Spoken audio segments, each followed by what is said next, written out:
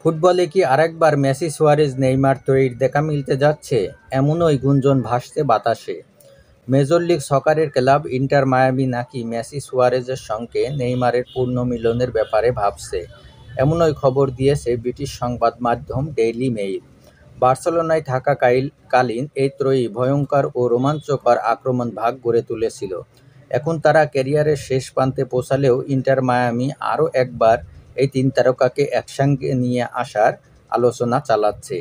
Neymar এ বছরের জানুয়ারিতে আল হিলালের সঙ্গে চুক্তি বাতিলের পর নিজ শহরের ক্লাব সান্তোসে যোগ দিয়েছেন। সান্তোসের সঙ্গে তার চুক্তির মেয়াদ ডিসেম্বর পর্যন্ত, ফলে বছরের শেষে তিনি ফ্রি এজেন্ট। বর্তমানে ইন্টার মায়ামি প্লে অফে রয়েছে, তবে আগামী মৌসুমে তারা আরও শক্তিশালী হয়ে ফিরতে চায়।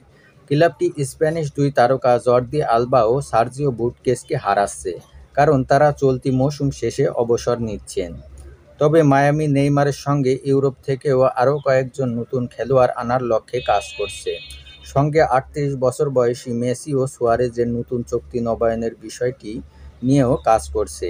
এদিকে নেইমারের প্রতিনিধি দল বুঝতে পারছে যে ২০২৬ বিশ্বকাপের বছরকে সামনে রেখে যুক্তরাষ্ট্রে ব্রাজিলের সর্বোচ্চ গোলদাতাকে নেওয়া মাঠের ভেতরে ও বাইরে দুক্ষেত্রেই বড় লাভজনক পদক্ষেপ হতে পারে।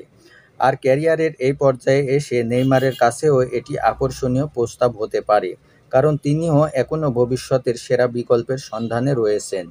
উল্লেখ্য, বার্সেলোনায় ২০১৪ থেকে ১৭ সাল পর্যন্ত একসঙ্গে খেলার সময় নেইমার, মেসি ও সুয়ারেজ মিলে স্প্যানিশ জায়ান্টদের হয়ে ৩৬৪টি গোল ও ১৭৩টি অ্যাসিস্ট করেছিলেন। ফুটবলের অন্যতম ও ভয়ঙ্কর ত্রয়ী হিসেবে পরিচিতি পেয়েছিলেন বার্সার এই এমএসএন ত্রয়ী।